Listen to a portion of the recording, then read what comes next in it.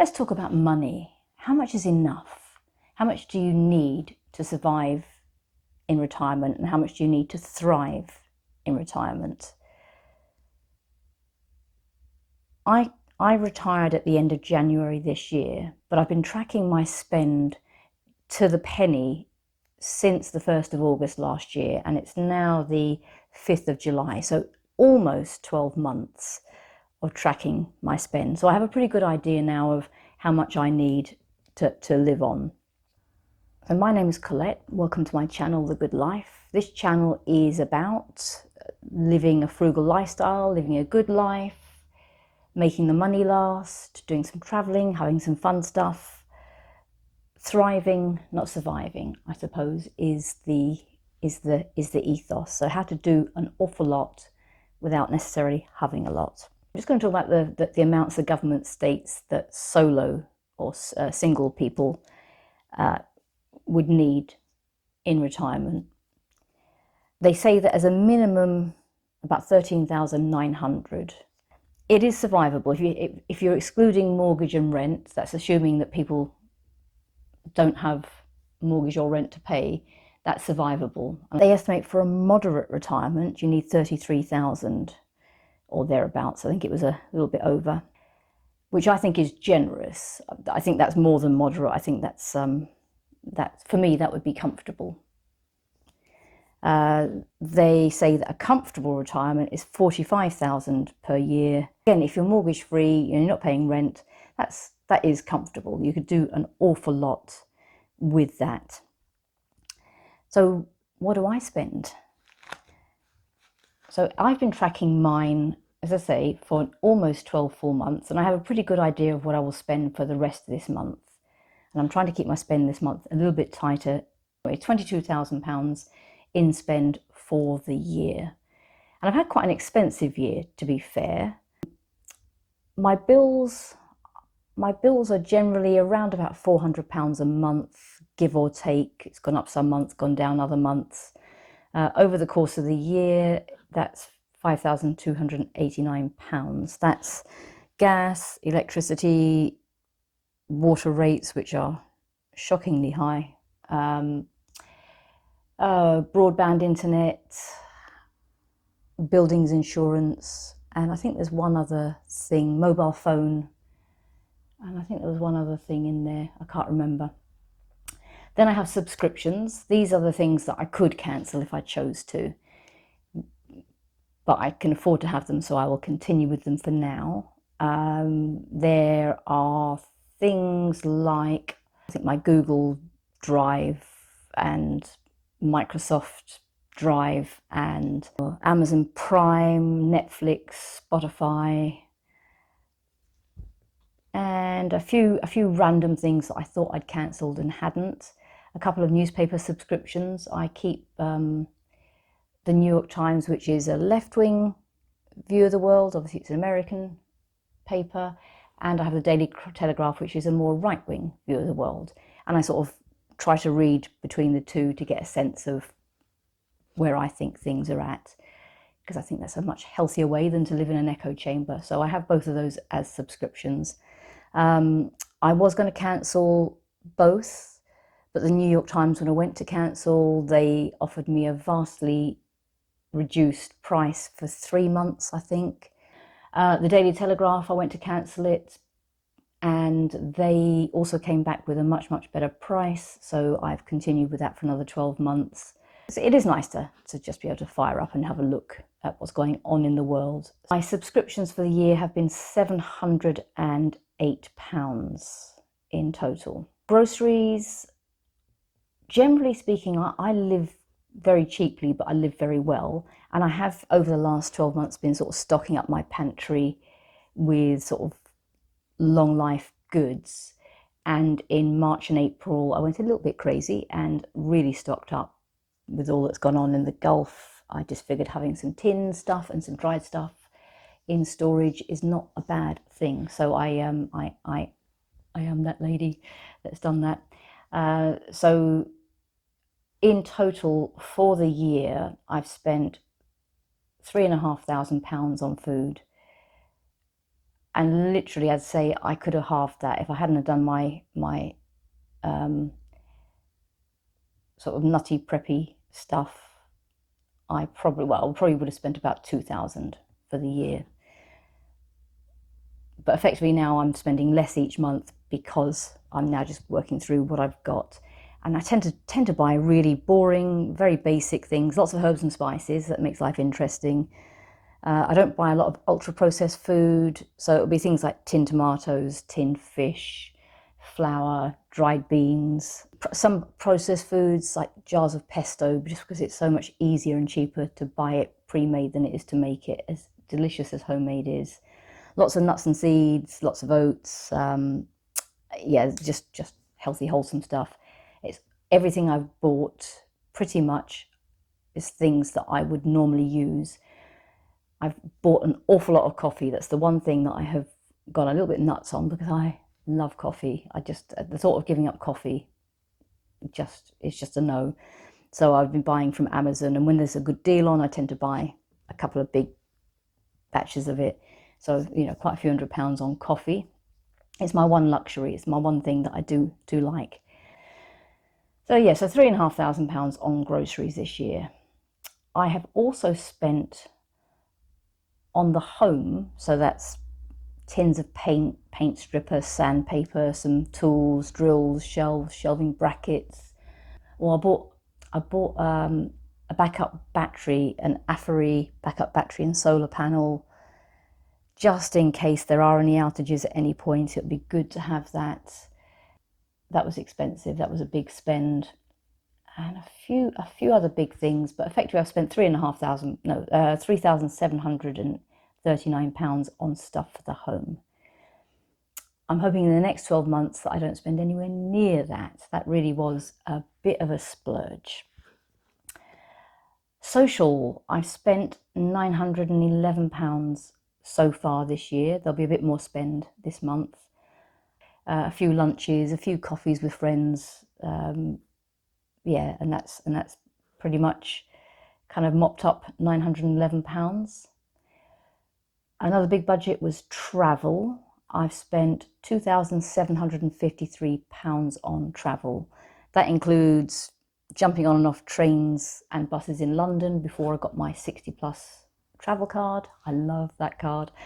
I also went to a friend's wedding, so that was like £40 return on the train, and a few other sort of like random things. I did a flight to Australia for Christmas last year. I didn't have accommodation to pay for, so it was really just the flight. That was £1,098 on its own. I also did a cruise end of May, beginning of June, which was I think £1,100-ish. I bought my London Underground 60 plus rail card, which cost £36. And I also did a 3-year purchase of a Network Seniors rail card, which gives me a third off of all trains. And that I think was about £80. In total, in May, I spent £1,332 on travel. So between the Australia trip and the cruise and the travel cards, it was almost £2,500 out of the 2,753. So there you go. Luxuries. Late last year, I was very naughty and I bought about 4, if I'm honest, advent calendars, advent beauty calendars. I got a really good cheap one from Holland and Barrett. I think that was £50 or £60.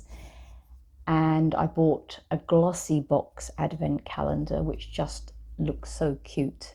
And that was, I think, £75. And I got a Look Fantastic chest, which wasn't an advent calendar. I can't remember how much I paid for that. But I also got the Space NK advent calendar, which I think was £175. Outrageous, to be honest. I'm not a products girl. I don't even know why I bought them, really, because I am not that kind of person. I'm just not. Anyway, I bought them, and to my shame, they're sitting there and I still haven't actually opened them. So I'll be opening them this Christmas. I'll be looking at unboxing videos for advent calendars this year, but I'll be opening up last year's advent calendar in December. So £829, of that 630 virtually was the advent calendars, and the rest I can't remember. Tech, I have a budget for tech. I purchased a spare backup drive for filming stuff. So I have 2 drives. I transfer videos off of my phone onto one of the drives, and then I copy what's on there to another drive, and I keep the 2 separate. Just in case I ever get broken into, I'd like to think that I get to save some of my stuff.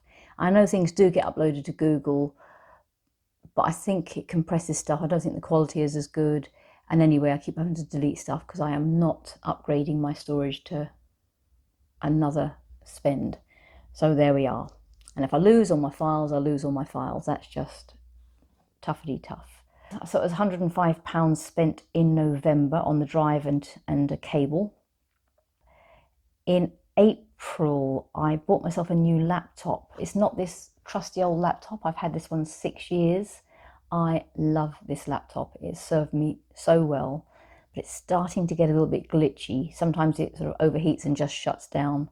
It is starting to just misbehave. And so I bought myself a nice laptop from John Lewis for £799, and I will start using it when this one is no longer usable. So my technical spend was £919. Okay, I have a wine spend. I stopped drinking, mostly. I stopped drinking on New Year's Eve. Literally at midnight, I said, that's it, I'm not drinking. So for the remainder of my holiday in Australia, I'd meet up with friends and I'd just have a mocktail. And I didn't drink at all until I went to a wedding in May, and I had 1 glass of wine. And then when I was on the cruise, I sort of relented and bought the drinks package and did drink while I was on the cruise. And I had a glass of wine today. I had lunch in the pub and had 1 glass of wine. But to be honest, it just made me feel a bit sort of like, ugh, about halfway through. So I had a Diet Coke after that. So that's that. But my wine spend is, I'm not counting what was on the cruise because that was part of my holiday spend. My wine spend from August through to November was £920. It's outrageous, isn't it? Roughly a bottle of wine averages about £10. I'd get wine from the Sunday Times Wine Club.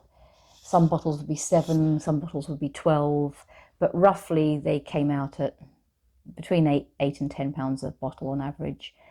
I would often get 2 or 3 cases at a time, which is why the spend was so big.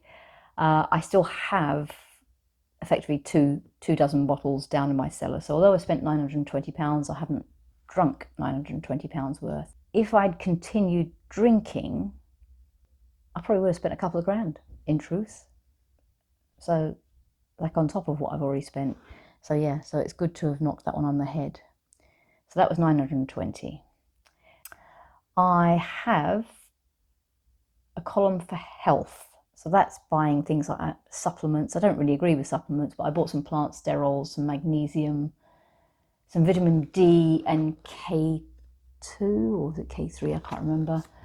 And then I kind of will pick up a random thing and then stop taking it. Some CoQ10, some B12, which I should have been taking. And I've just released a video on B12. But yeah, so I've spent £782 on health this year. And that includes having a B12 injection yesterday, which was money well spent. I have not included in there what I spent at the dentist. So whilst I was back in Australia at Christmas, I did go to my dentist over there. I did have a broken filling and a broken implant crown that needed to be fixed, and I needed a scale and polish, etc. So I think I spent a couple of £1,000 at the dentist, and I haven't included that in my spend, so maybe I should, but I haven't. So but we'll earmark £2,000 spent. So I have a bicycle. I am planning on getting out and doing some filming around London from my bike. I bought a rack to go on the back, and I bought some locks. So my bike is probably about £600, and I spent about 300 on locks. Isn't that shameful? Isn't that shocking? But it's London, and if you don't lock up a half decent bike, then it will be gone. So I think I bought a lock from a company called Light Lock. They're a British company, and I'm not sponsored. Their customer service is phenomenal, but apparently those locks are really hard to cut into. So I gather now that that bike thieves come out with portable axle grinders and literally just cut through even the best of locks. But these Light Locks are much, much, much harder to cut. So I bought my lock from them, one of my locks from them. I also bought a chain lock and a small D lock as well, with £358 spent on bicycle stuff. I have £160 on miscellaneous, and that miscellaneous was a notary to witness my signature on a document. It's just money. You kind of go, I can't reallocate that to any other thing, so that was in miscellaneous. £237 on clothes. Before I went on the cruise, I went out and went shopping for clothes. Almost everything I bought in Marks and Spencer's. I spent £234, and I've never done this before. I ended up buying things that went with things that I've already got, like a little cardigan that goes with my colourful dresses, and some little vest tops that kind of go with different skirts that I've got. I mean, I'm one of these really frustrating people that I buy lots of things because I like that skirt, but I don't have anything to go with it, so I end up never wearing it. So I've almost put together a capsule wardrobe now, which is great. Anyway, that's a very boring topic if you're not interested in that. I also spent £3 a few days ago on a little waterproof cagoule in a charity shop, and that's it. That's my clothes shopping for the year, £237. And then I have one other column, and it's called Other, and I'm using that as my balancing column. In the previous months to this, I've not cared about what I spent per month. I've just spent what I've needed to spend, or spent what I wanted to spend. But I'm trying to keep myself to below £1,000 this month, even though my other previous months have been well above £1,000. I just figured it'd be nice to keep the year to below £22,000, excluding my Australian dentist trip. So I have a balancing amount of £400 in there that I have left for this month to spend on food, social, medical, and anything else that I think I'm going to need. And to be honest, it's the 5th of July, and I think that's very doable.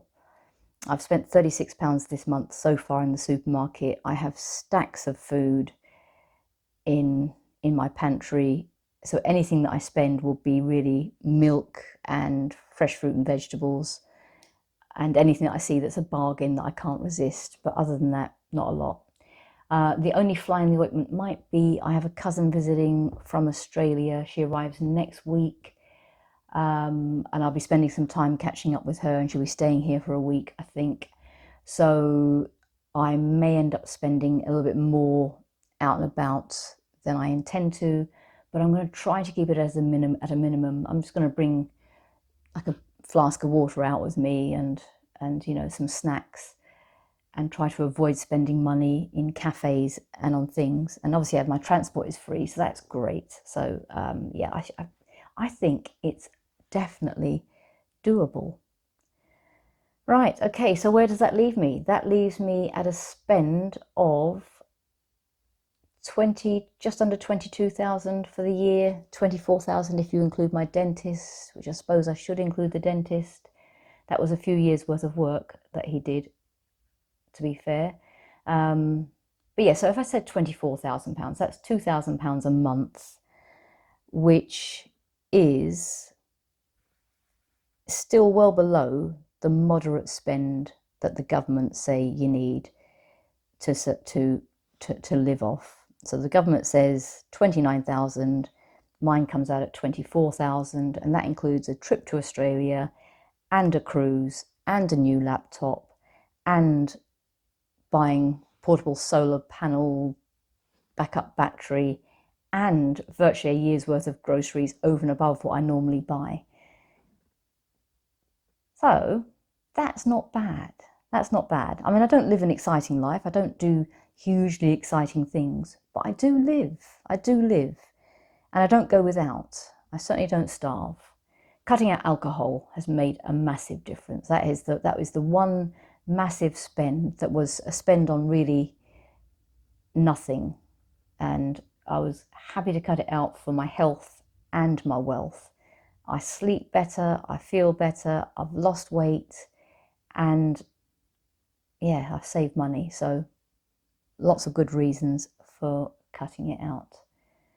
Anyway, I don't know if you find that useful. I don't know if that's been helpful in any way, shape or form. If you're thinking about retirement and don't know how much you're going to need, have a think about maybe setting up a spreadsheet that lists, what you spend. Pick your categories. Say mine are bills, subscriptions. They're the things I can easily cancel. Groceries, home, social, travel, luxury, tech, alcohol, health, clothes, and then whatever other things that you think, pets or whatever. And just look at it every month. Where I've found it useful, it's helped me to identify where I'm overspending. It's helped me to identify where, if I really need to, I can cut back. And right now, I don't think I'm going to need to cut back by much. I want to do more travel. I'll be spending less on groceries, less on the home. I will possibly cut back on some of my subscriptions. I'm not going to be buying any more supplements, I don't think. I don't even know why I do it. They just seem like a good idea. Yeah, I won't be buying any more advent calendars either. I won't. If you hear of me buying, if I do a video unboxing an advent calendar for this year, you are entitled to tell me off. You must tell me off. Make a note of this and put it in your calendar. And if you catch me, then you can tell me off. They are really tempting though. There's something about girly stuff that I love. So what do you think about what the government says, like the government's minimum, moderate, comfortable amounts? Do you think that's a realistic amount? Or are you a bit like I was, where you kind of go, I don't know actually what I need to survive on? And how much are you factoring in? Because for me, the reason this was really important, probably like almost everyone, I wanted to retire. Nobody wants to work longer than they have to. I mean, unless you really love your job. But it's important to know what you need to live on. Because you need to get that fine balance between making sure you have enough to survive and live comfortably in retirement versus not continuing to work any longer than you need to. My view was always, I would rather run out of money towards the later stages of my life than to run out of life whilst I still had money in the bank. That was kind of my thinking. Because the state will catch you, won't it? Like if you end up living to 92 instead of 85, and you've only budgeted to live to 85, well, there is the state pension and there is a benefit system, and it might be meagre and it might be miserable, but how much partying do you want to do beyond that point? And there are ways of making ends meet and living frugally. And there are ways as well, when you feel like the money is starting to run a bit thin, to cut back a bit. But they all say, no one lay on their deathbed saying, I should have worked harder, I should have worked longer. That's just not how people think. And I don't want to regret. I don't want to get to, 80 and have loads of money to leave to people who've done nothing for it and who won't really value it in the same way that I valued it. I just want to say a quick thank you for liking, subscribing, and for leaving any comments. I will respond to all comments. So yeah, please do leave me what your thoughts are, how you've been doing it, what your plans are. Do you think I'm nuts? Do you think the numbers that I'm talking about aren't feasible? Do you disagree? Are you doing it differently? Yeah, let me know. All right. Thank you so much for watching to the end, and I will catch you in the next one. Bye.